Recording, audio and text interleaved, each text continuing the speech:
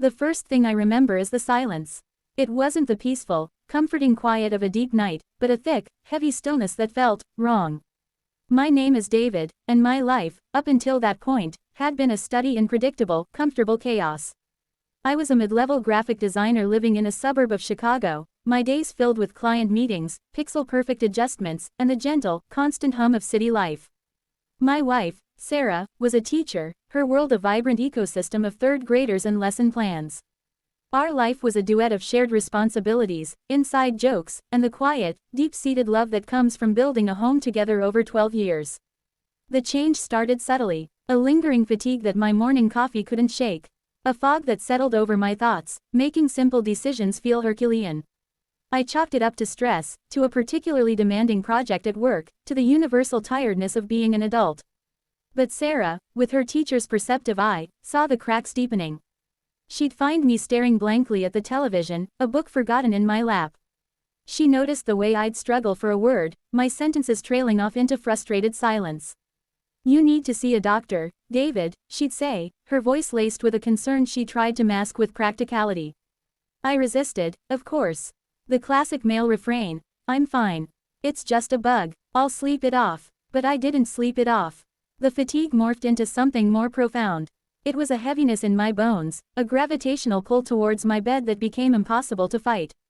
One evening, while helping Sarah clean up after dinner, a wave of dizziness hit me so hard I had to clutch the countertop. The world tilted, the colors of our kitchen, the warm yellow walls, the deep blue tiles, swam before my eyes, and then everything went black. I woke up in a hospital bed.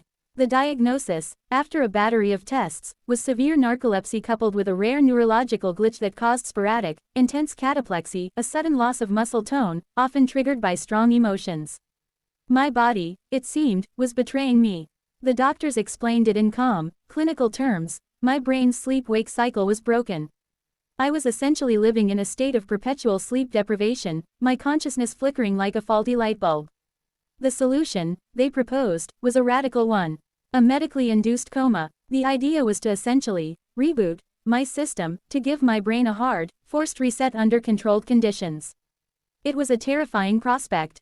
To willingly surrender consciousness, to hand over the reins of your existence to machines and doctors, felt like a form of death.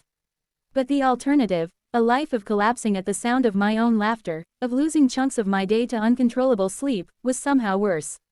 Sarah held my hand, her grip firm and sure. "We'll get through this, David. I'll be right here, I promise." The last thing I remember is her face, a pale, beautiful moon hovering over me, her smile brave but her eyes red-rimmed. Then, the cool rush of the sedative in my IV, and the world dissolved into that same heavy, profound silence. What is time when you're asleep? It's not a river, it's a stagnant pond. There were no dreams, not in the way we understand them. No narratives, no faces. Just sensations. A fleeting impression of warmth. A distant, rhythmic sound that might have been a heartbeat or a machine. I was a ship adrift on a dark, placid sea, with no stars to navigate by and no land in sight. I was nowhere, and I was nothing. Until I wasn't. It began not as a sight or a sound, but as a feeling. A presence. I felt a warmth beside me, a familiar weight dipping the mattress. I felt a hand, small and soft, slip into mine. And then, a voice.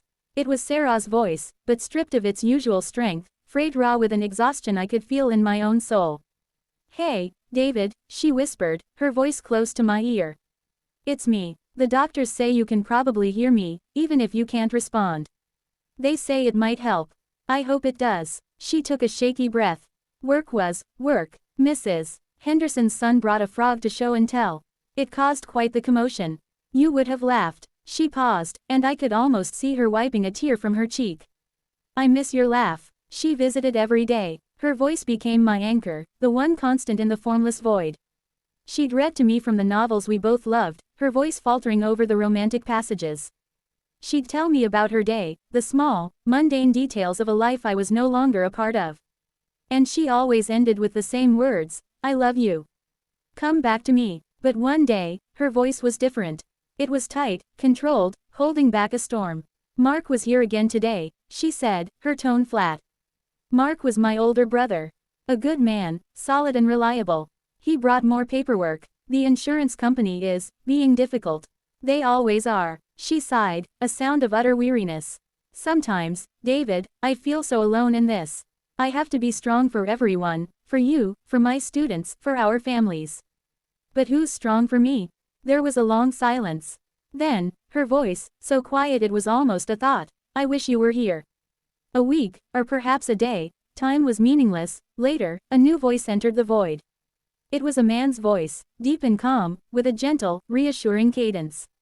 Dr. Evans, my neurologist. Hello, David, it's Drive. Evans, your vitals are looking excellent.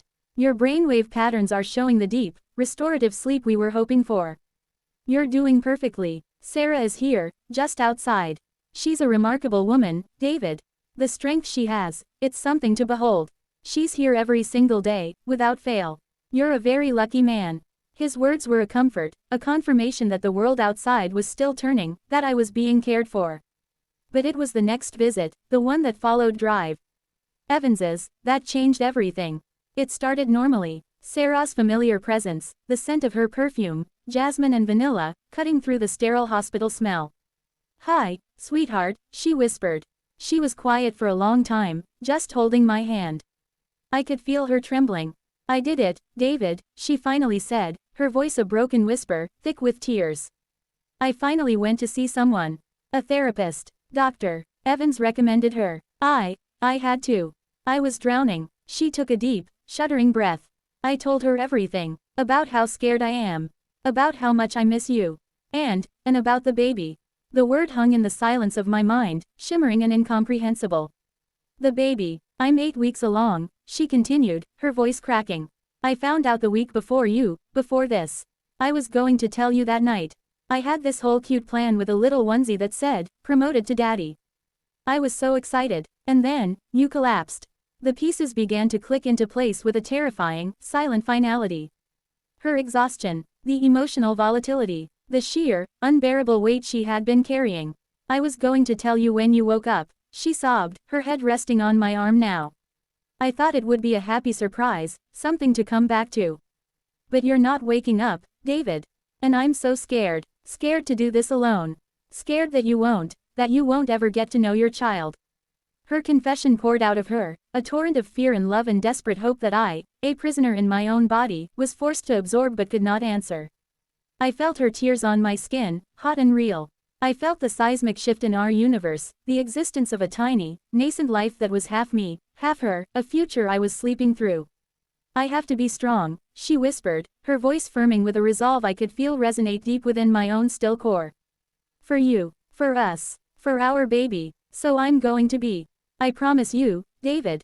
I'm going to be so strong. She stayed for a long time after that, her hand resting protectively on her stomach, her silence now filled with a new, profound meaning. When she finally left, the void I inhabited was no longer empty.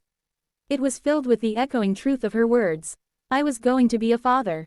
My wife was facing her pregnancy, the most vulnerable time in a woman's life, alone, while I lay in a bed, useless. The discovery was not a shouted revelation but a quiet, devastating absorption. It left me speechless not because I was incapable of speech, but because the magnitude of it, the joy, the terror, the guilt, the love, stole the very concept of words from me.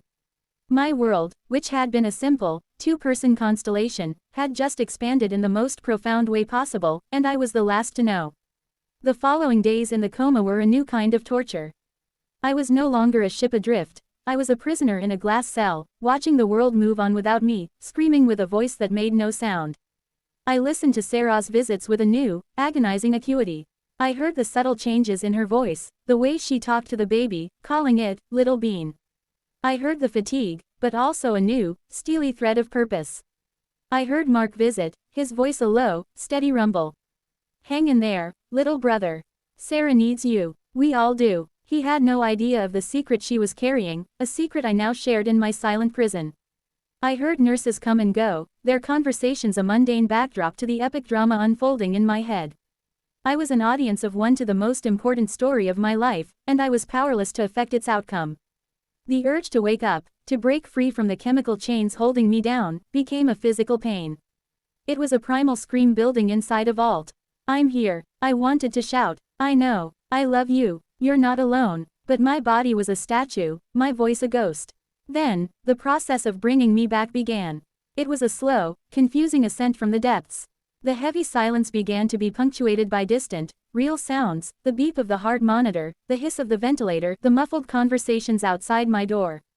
The darkness behind my eyelids began to lighten, tinged with red and orange. Sensation returned in a flood of discomfort. The scratch of the sheets. The dry ache in my throat. The heavy, alien feeling of the breathing tube. It was terrifying and exhilarating. The day they finally removed the tube, the first thing I did was not cough or gasp. I tried to speak. A raw, rasping croak was all that emerged, a pathetic sound that held none of the emotion raging inside me. Sarah was there instantly, her face materializing out of the blurry light, more beautiful than any memory. Her eyes were wide, filled with tears, but they were tears of relief. David, can you hear me? I managed a weak nod, my eyes locked on hers. I tried again to speak, to form the words that had been burning inside me for what felt like an eternity. The baby, I wanted to say it. I needed to let her know that I knew, that I had been with her, that she hadn't been alone. But my vocal cords were shredded. My body was weak, a puppet with its strings cut. All I could do was look at her, my own tears now streaming down the sides of my face, soaking into the pillow. She misunderstood. She thought I was crying from the pain, from the disorientation, from the relief of being awake. Shish, it's okay, she soothed, stroking my forehead. You're back. You're safe. Everything is going to be okay now. But it wasn't okay. Not yet. I had the most important information of my life, and I had no way to convey it. The speechlessness imposed by the coma had been replaced by a physical one, and it was just as agonizing. My recovery in the days that followed was a lesson in frustration. I was like a newborn, relearning the most basic functions. Sipping water was a victory. Sitting up was a marathon. And speaking was a slow, painful process of reclaiming my voice word by word. Sarah was my constant companion, my fierce advocate. She helped the nurses, she read to me, she described the world outside my window. She was glowing with a health and a strength I'd never seen in her before, a secret light she thought she was hiding. I practiced in the quiet moments when I was alone. I would move my tongue, shape my lips, forcing air through my damaged throat. Saw, ra, wah, tear, ba. I couldn't do it. The word stuck in my throat, a promise I couldn't yet utter. Finally, after a week of grueling effort, I had a moment of clarity. My voice was still a rough whisper, but it was more reliable. Sarah was helping me eat a bland hospital jello, her focus entirely on the spoon. I reached out a trembling hand and placed it over hers, stopping her. She looked up, surprised. I took a deep, deliberate breath, my eyes locked on hers, trying to pour all the love, all the knowledge, all the awe I had discovered in the dark into my gaze. Sarah, I whispered, the name a prayer on my lips. Yes, David, what is it? Do you need something? I shook my head slowly. I tightened my grip on her hand and gently, ever so gently, guided it from the jello cup down to her stomach, which was still perfectly flat, holding our invisible future. I saw the confusion in her eyes, then a flicker of dawning, impossible understanding. I took another breath, the most important one of my life. The baby, I whispered. The effect was instantaneous and profound. Her face went pale, then flushed. Her eyes widened, swimming with shock and disbelief. Her free hand flew to her mouth. How? She gasped, the word barely audible. David, I didn't tell you. I didn't tell anyone except my therapist. How could you possibly know? Tears welled in my eyes again, but this time they were tears of pure, unadulterated joy and relief. I had done it. I had bridged the gap. I had let her know that her secret hadn't been whispered into a void, but had been heard and cherished in the deepest recesses of my soul. I squeezed her hand, my rough voice soft. I heard you, I whispered. While I was asleep, I heard everything. The confession hung between us, a truth more incredible than any dream. It wasn't just about the baby. It was about her fears, her strength, her lonely vigils, her love. I had been a silent witness to the truest, most vulnerable parts of her, and by knowing, I had shared the burden.